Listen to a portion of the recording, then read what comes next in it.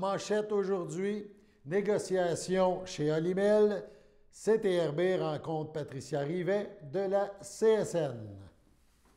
Bonjour à tous et bienvenue à votre bulletin d'information sur les ondes de CTRB, votre télévision locale et régionale, aujourd'hui le 19 mai. Tel que mentionné hier sur nos ondes, aujourd'hui nous vous présentons une entrevue avec la présidente de la CSN, Patricia Rivet. Madame Rivet nous parle des négociations avec Olimel, l'employeur, Olimel à Berthierville, et la conclusion heureuse de ces négociations. On écoute, on regarde l'entrevue.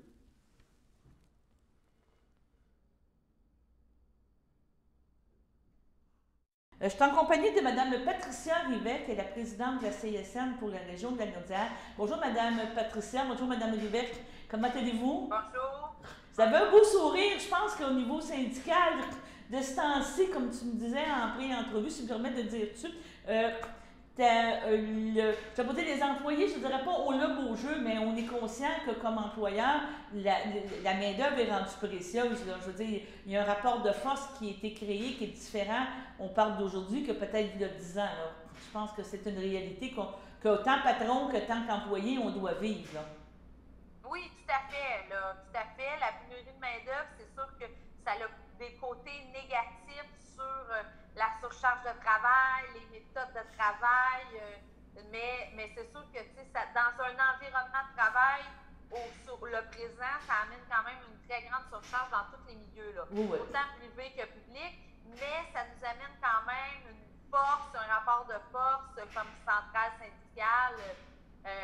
Qui nous amène un point positif. Puis le syndicat de Berthier, de Olimel à Berthier, est un bel exemple. Là. Dans le fond, avec un accord commun avec l'employeur, on a ouvert la convention collective pour avoir des meilleurs gains au niveau du salarial pour aller rechercher de la main-d'œuvre. C'est ça. Et la façon dont vous m'avez parlé, c'est que c'est justement, ça s'est fait de concert entre les deux, mais c'est parce que Olimel avait renégocié certains contrats d'entente, des ententes salariales avec différents abattoirs, on pourrait dire différents, et ça a ouvert la porte de dire pourquoi qu'on ne s'arrête pas aujourd'hui, pourquoi qu'on ne se met pas sur le même pied d'égalité, là.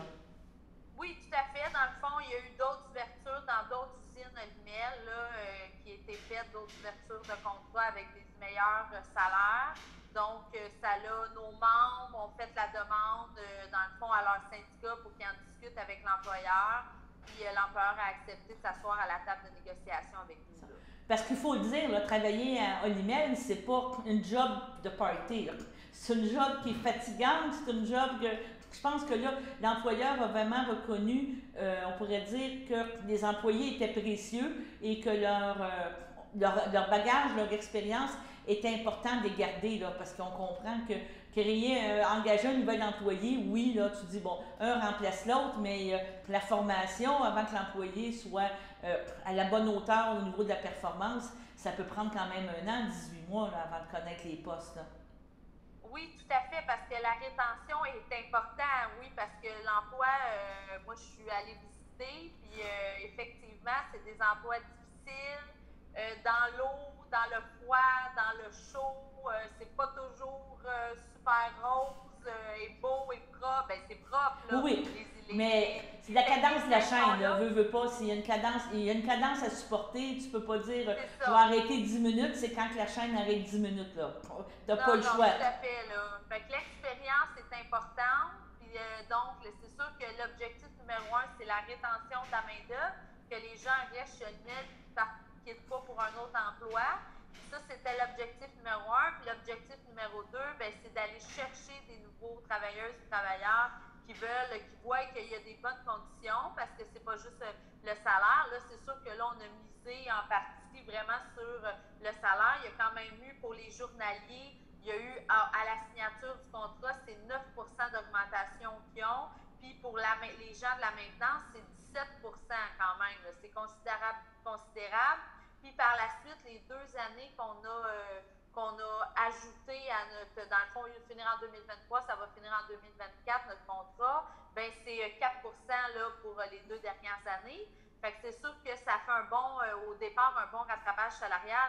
Fait que le but, c'est de retenir nos gens, mais aussi d'aller en chercher d'autres qui voient que dans le fond, présentement, en fait, à l'embauche, là, les gens vont gagner 20 de l'heure, mais après 4 mois, ils vont gagner 24 et 15. Là. Oui. Donc, comme journalier. Là. Fait que c'est des emplois difficiles physiquement, mais au moins, ils vont avoir des bons salaires. Là. Et puis, en fait, le syndicat de l'UNEL de Berthier ont réussi à avoir les meilleurs salaires dans toute l'industrie au niveau de l'abattage de poulet. Ah, c'est très, très bien. Est-ce qu'il y a eu une belle collaboration, justement, entre autres, avec l'employeur au niveau de, on pourrait dire, de l'analyse des postes, là, des tâches et tout ça, essayer, tantôt, vous dites, améliorer les conditions. Est-ce que c'est un travail qui est permanent, c'est toujours en collaboration, en disant on pourrait changer ça, essayer d'améliorer, on parle peut-être de CSST, de choses comme ça. Comme on dit, c'est pas un travail facile. Là. Bien, en fait, chez l'UNEL à Berthier, on a un comité en santé-sécurité pactaire.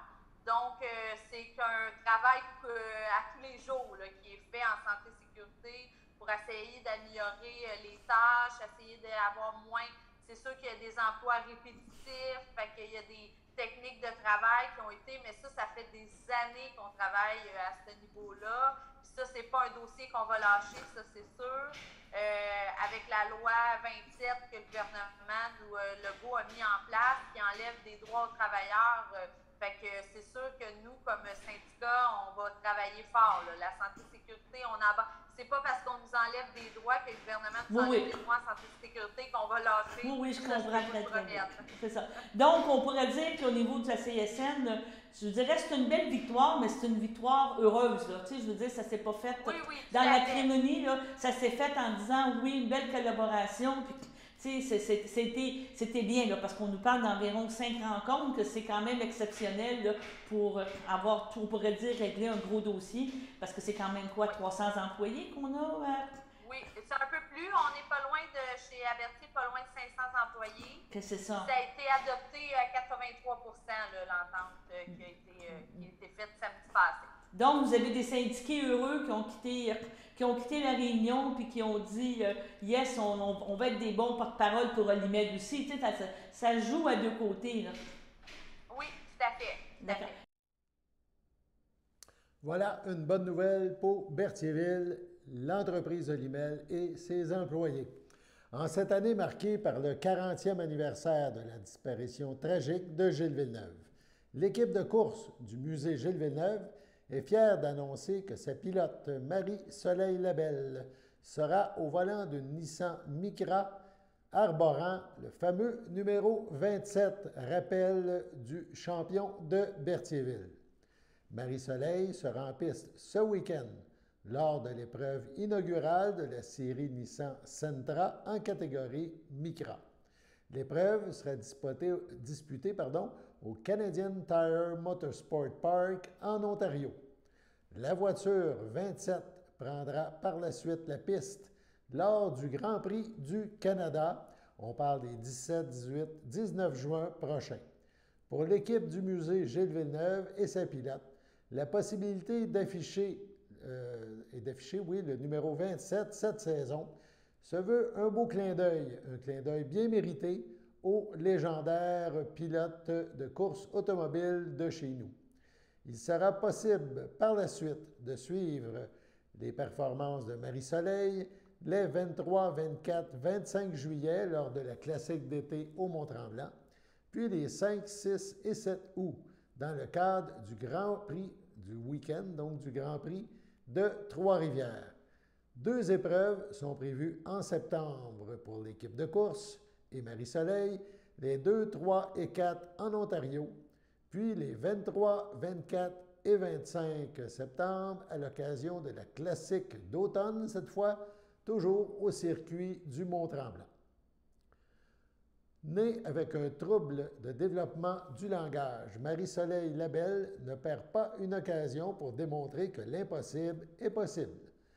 À tout juste 18 ans, la jeune pilote vient de terminer avec succès sa première année d'études universitaires au programme double baccalauréat, en génie mécanique et technologie de l'information à la faculté de génie de l'Université d'Ottawa. Marie-Soleil est fière de porter les couleurs du musée Gilles Villeneuve et saisit chaque opportunité qui se présente à elle pour perpétuer le souvenir du légendaire pilote, en piste et dans la vie de tous les jours. Pour le musée, sa jeune porte-parole se veut un magnifique lien, un trait d'union entre les générations. Socialement très impliquée, Marie-Soleil veut inspirer jeunes et moins jeunes en partageant sa passion pour le sport automobile. Et tout comme Gilles Villeneuve, en piste et dans sa vie, elle a choisi de ne jamais baisser les bras. Impliquée dans le projet Né pour faire la différence, Marie-Soleil, qui demeure à Gatineau, parraine un dossier favorisant l'égalité, l'inclusion et l'équité en milieu de travail. Endossé par Regroupement Langage Québec, appuyé par Dyphasie Lanaudière et supporté par le DÉSIN de Berthierville, ce projet vise une intégration harmonieuse en milieu de travail, peu importe sa différence. Ce projet inspirant reçoit aussi l'appui du musée Gilles Villeneuve, bien sûr, mais de CTRB, votre télévision locale et régionale, de Racing Radio International et de Lucas Oil. L'histoire de Marie-Soleil se retrouve également parmi 12 histoires inspirantes dans un livre, Mission non aux étiquettes, un livre disponible au pays, mais aussi en France, en Belgique et même en Suisse. Porte-parole du musée Gilles Villeneuve et de Regroupement Langage Québec, Marie-Soleil est aussi ambassadrice de Make-A-Wish Rêve d'enfant Canada. Sur ce, allons à la pause. Le samedi matin, dès 9h30, nos téléspectateurs sont invités au Super Bingo télévisé diffusé de nos studios de Berthierville. Depuis maintenant une vingtaine d'années, plusieurs adeptes de la télévision régionale se sont partagés un montant de 600 $ disponible chaque semaine lors de cette joute de bingo télévisé. Un animateur et 3 bénévoles se succèdent à la caméra dans le but de vous faire passer une petite heure agréable et payante le samedi matin. On peut se procurer les cartes de jeu chez les dépositaires autorisés participants, c'est-à-dire à Berthierville, le dépanneur Formule 1 rue Gilles Villeneuve, le marché IGA Extra sur la rue Gabrielle Brissette, le marché Métro rue Notre-Dame, la pharmacie Proxime rue Frontenac, le garage Pétroté sur la rue Gilles Villeneuve et à Saint-Ignace de Loyola, le marché Aldo rang Saint-Michel, le dépanneur Le Magasin Esso sur le chemin de la Traverse. C'est un rendez-vous tous les samedis matins à 9h30 sur les ondes de CTRB, votre télévision régionale et communautaire.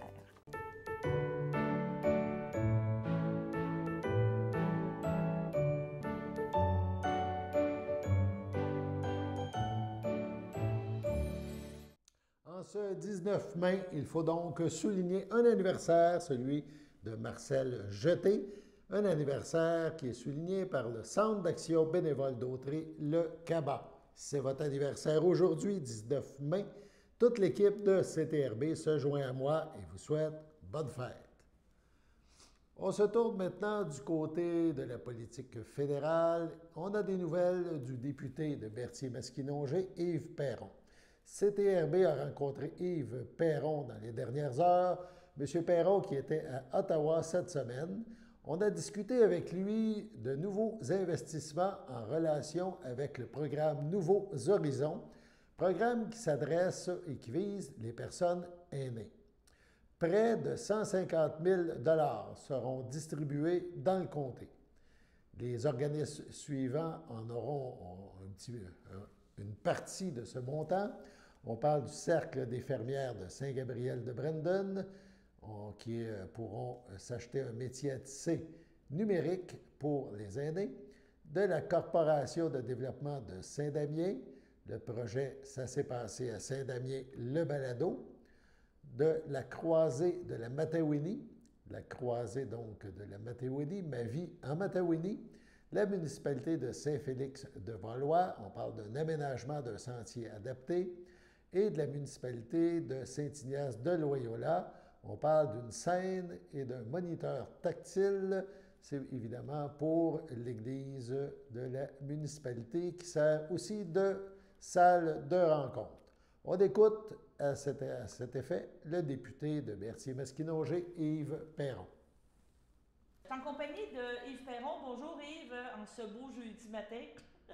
Bonjour. Ça va bien. Yves, on a reçu un communiqué provenant du Bloc québécois, mais dans le fond de toi, spécifiquement au niveau du comté, concernant de l'aide, je pense qu'il va être toujours bien apprécié en circonstances qu'on parle aujourd'hui, avec le programme Nouveaux Horizons, donc un programme qui s'adresse aux personnes, je veux pas dire âgées, là, je veux dire, à mention, on disait les aînés, en tout cas, Oui. En fait, c'est ça, c'est des fonds qui sont rendus disponibles aux organismes qui rendent des services pour les personnes aînées. Donc, ça peut être des cercles d'infirmières, corporations de développement, des organismes, beaucoup des clubs de l'âge d'or. Et c'est parfois pour l'achat d'équipements, pour le divertissement des personnes âgées. Des fois, c'est les municipalités aussi qui ont soumis des demandes, qui ont été acceptées. On en a quelques-unes dans le comté, là. Puis dans la partie Berthier, là, tu me posais la question tantôt, alors on en a quelques-unes, Saint-Ignace, il y a Saint-Félix, entre autres, qui sont là-dedans, pour avoir dans le fond, améliorer les infrastructures pour les personnes âgées, pour les loisirs, mais aussi, dans certaines organisations, ça peut être pour du mentorat, pour mettre en valeur les connaissances des personnes âgées, comment ils peuvent transmettre ça aux générations futures. Entre autres, il y a un des projets, là, c'est l'écriture d'un livre avec des témoignages à la croisée de Matawini. Fait que, tu vois, c'est quand même assez diversifié. Moi, ce dont je suis très content cette année, c'est qu'on a à peu près 3 fois les montants de l'année passée. Là. On a dépassé les 150 000 $ pour la circonscription. Puis je crois que par le passé, ce programme-là était peut-être peu publicisé dans la circonscription. Moi, j'ai diffusé l'information aux organisations et aux municipalités pour susciter des demandes et j'espère qu'il va en avoir encore plus l'an prochain parce qu'il y a quand même pas mal de fonds là-dedans. Puis c'est intéressant parce que ça permet d'améliorer la qualité de vie des personnes aînées. L'isolement aussi. On parle beaucoup de l'isolement. Et tiens, on pourrait donner comme exemple un grand comté, il y a beaucoup de surface, il y a beaucoup, la densification de la population n'est pas nécessairement partout. C'est sûr que l'isolement, les rejoindre ces personnes-là qui sont dans le besoin, c'est très important. Et je vais t'amener avec dans le besoin et les aides et tout ça, tu fais encore appel aux gens, à la population pour signer, on pourrait dire une pétition concernant l'augmentation des montants à la sécurité de la vieillesse par le gouvernement. Les fonds sont là, on pourrait dire, c'est pas une question de coupure budgétaire. Là, présentement, qu'est-ce que vous proposez? Je pense que c'était une solution normale compte tenu de toutes les circonstances qui se parlent. Et on en parlait la semaine dernière, tu me parlais du 35 % là, de frais de douane supplémentaires pour les engrais. Donc, il va y avoir un autre mur à la fin de l'été. Là, les produits, même s'ils sont locaux, risquent de coûter plus cher. Absolument. Puis là, tu me parles des engrais, on pourrait parler des abeilles aussi. Cette semaine, là, les apiculteurs sont sortis pour demander une aide d'urgence des gouvernements. Il y a des pertes jusqu'à 60 % des ruchers. Puis ça va avoir des impacts considérables. Il faut réfléchir, là, il faut y penser. Des fois, on pense que c'est pas grave, mais c'est toute la pollinisation. Donc, un grand nombre de cultures qui en dépendent. Les fruits, par exemple, les bleuets, là, ça risque d'être beaucoup plus cher cette année parce qu'il va en avoir moins, parce qu'il va avoir une moins belle qualité, une moins grande quantité, parce qu'on n'a pas beaucoup de pollinisateurs. Les abeilles sont à la base là, du système alimentaire et sont fondamentaux. Donc, moi, je vais faire des interventions en chambre là-dessus aussi, puis j'ai proposé une étude en comité pour voir qu'est-ce qu'on peut faire de ce côté-là. Donc, l'inflation n'arrêtera pas demain matin. Effectivement, les taux d'intérêt augmentent en plus pour les gens qui ont des dettes. Donc, je pense que c'est la moindre des choses d'augmenter les pensions de vieillesse. Comme on le demandait d'ailleurs avant la pandémie, hein, c'est pas d'hier qu'on demande ça, donc de l'augmenter de 110 $ par mois. Et quand on pose des questions en chambre, on se fait répondre des banalités comme on a donné un chèque de 500 $ une fois. Je pense que ça, c'est rire du monde. Oui, c'est ça. On lâchera pas le morceau pour finir par l'avoir. Parce que c'est ça, le problématique. Il y a beaucoup de personnes pour qui c'est leur bas de laine. On parle de Rente du Québec, on parle de pension de vieillesse au fédéral. Et si c'est pas comme placer ton argent en bourse, donc tu peux pas faire fructifier cet argent-là. C'est pas un chèque que tu as reçu, puis arrangez-vous. C'est vraiment un montant mensuel que les gens doivent recevoir, là, je veux dire, mais qui est au bon vouloir du gouvernement. C'est malheureux de dire ça de cette façon-là, mais c'est quand même ça là, qui est la réalité. C'est ça. Fait qu'on a un travail de pression à faire qu'on maintient constante et on lâchera pas le morceau. Avez-vous l'appui des autres partis politiques au niveau de la Chambre des communes ou c'est plus difficile? Je dirais que oui dans les discours. J'ai bien hâte de voir dans la pratique parce que je pense par exemple au Parti conservateur. Bon, ils vont dire oui en réponse à nos questions. Par contre, ils sont toujours en train de demander de réduire les dépenses et d'équilibrer les budgets. Ouais, c'est pour Donc, ça. On verra quand ce sera le temps de voter. L'important, c'est que ce soit sur place, que ce soit fait. C'est dans les mains du gouvernement parce qu'un vote qui implique une dépense supplémentaire du gouvernement doit absolument avoir la sanction royale, c'est-à-dire soit émaner du gouvernement ou être approuvé par le gouvernement. Tant que le gouvernement fait la sourde oreille, on ne peut pas le faire. Que les gens du NPD qui ont fait une alliance avec les libéraux se vantent d'avoir un régime de plan dentaire un peu fictif, qu'on ne sait pas à quel moment il va être appliqué, mais les pensions de vieillesse, on ne les a pas toujours. Tantôt, tu me parlais des abeilles. Tu vas intervenir en chambre demain. Est-ce que tu peux juste nous faire un petit résumé? Qu'est-ce que tu veux intervenir aujourd'hui ou demain aujourd'hui? Là, en fait, peut-être probablement les deux. Là. En fait, demain, c'est la journée mondiale de l'abeille. Donc, c'est tout un moment, c'est le moment opportun d'en parler en plus. Hier, les gens du pays ont sorti, comme je disais tantôt, pour demander une aide de soutien. Donc, moi, ce que je veux, c'est que le gouvernement étudie la situation et agisse rapidement. Vous savez, c'est un gros gouvernement, le gouvernement fédéral, et souvent, il ne bouge pas rapidement. Et là, on a un besoin urgent pour apporter une aide financière rapide à nos producteurs pour leur permettre de reconstituer leur rucher en vue de revenir à une population normale d'abeilles l'an prochain. Quand on parle de perte là, de 60, dans certains cas, c'est 70 %. Madame Yvon, pensez juste un peu, là, si 60 % des vaches laitières étaient disparues dans la même année, je pense que le gouvernement agirait. Si 60 % des bourvillons étaient disparus dans une même année, je pense que le gouvernement bougerait. Même chose pour le poulet. Alors, les abeilles, ça paraît moins, on réagit moins, mais il faut qu'on travaille en équipe là, avec ces gens-là pour sonner sonner l'alarme. C'est ça qu'on va faire. Donc, moi, j'ai bien l'intention là, de questionner la ministre là-dessus. Puis, on va faire une déclaration pour souligner la journée de l'abeille. Parfait. Aussi. La prochaine édition de l'Encore, le bulletin culturel de la MRC d'Autrey, est en préparation. Les acteurs culturels ont jusqu'au vendredi 10 juin prochain pour acheminer à la MRC les informations qu'ils souhaitent insérer dans la prochaine édition, ce bulletin, donc, paraîtra le vendredi 17 juin prochain. La MRC vous invite à transmettre vos informations, gens du milieu culturel, sous forme de texte en format PDF et photo à l'adresse, donc, on demande l'adresse sprou, P-R-O-U-L-X, @mrcautray.qc.ca. Donc, c'est l'adresse qu'il faut utiliser. À propos de l'Encore, c'est un bulletin culturel diffusé une fois par saison en format électronique. Il s'agit de la seule revue périodique destinée à la culture dans la région et qui, de plus, couvre l'ensemble du territoire d'Autrey. L'Encore offre des nouvelles des artistes d'ici, des artisans, des travailleurs, des organismes culturels, les activités qu'ils réalisent tant sur le territoire de la MRC que partout ailleurs. C'est donc une merveilleuse vitrine pour faire connaître gens de la culture, du monde culturel, et aussi pour que tous prennent conscience de notre richesse culturelle et patrimoniale.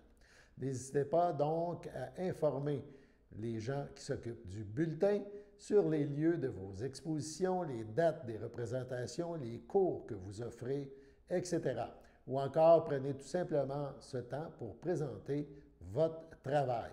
Pour les municipalités, l'Encore aura grand plaisir d'indiquer vos activités culturelles et les événements qui auront lieu chez vous. Il est aussi possible de faire paraître une annonce de recherche d'artistes ou de services culturels. Donc, le bulletin L'Encore, une façon de diffuser vos nouvelles et annonces culturelles. Sur ce, allons à la pause.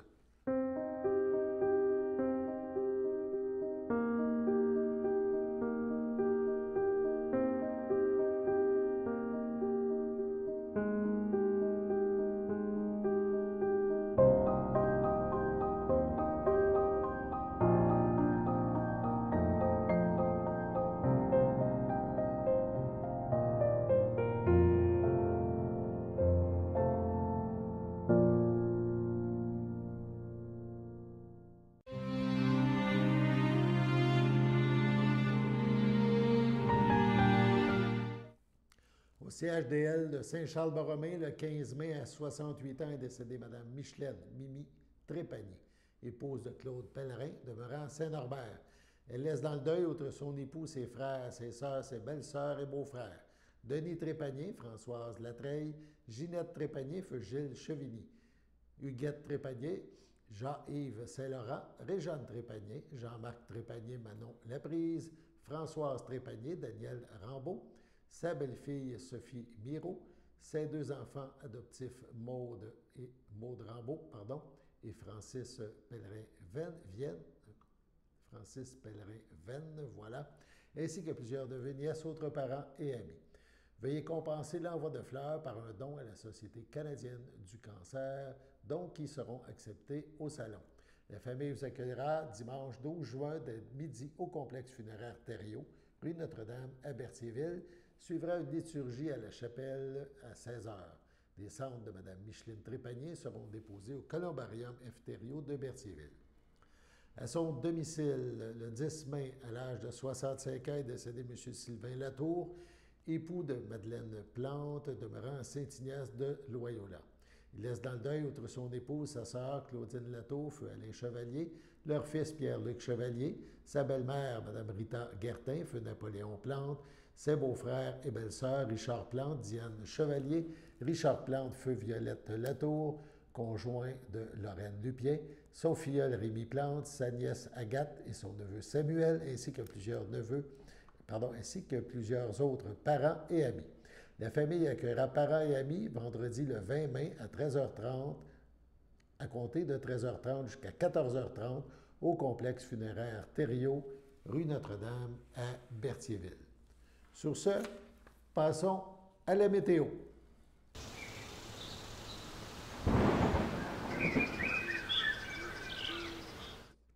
On est présentement en pleine grisaille, donc en ce jeudi après-midi, 19 mai, au moment où on produit ce bulletin d'information, c'est nuageux avec de faibles averses. Le mercure est à 16 degrés. Les averses se poursuivent ce soir, 13 degrés. Cette nuit, il y a une accalmie, 8 degrés au mercure. Donc, vendredi matin, nuageux avec averses, 11 degrés. Vendredi après-midi, ça ne change pas, même recette, nuageux avec averse. Le mercure est cependant plus élevé, on parle de 24 degrés, ressenti 27. Un peu plus de pluie vendredi en soirée, de la faible pluie tout de même entre 1 et 3 mm, 22 degrés au mercure, donc au thermomètre, et un ressenti de 25. Ça devrait s'améliorer pour ce week-end. Voilà, c'était votre bulletin d'information sur les ondes de CTRB en ce 19 mai. Alain Bellumeur au Pépites, qui vous invite à être des nôtres demain, vendredi, pour la prochaine édition du bulletin d'information sur les ondes de CTRB, votre télévision locale et régionale. À demain.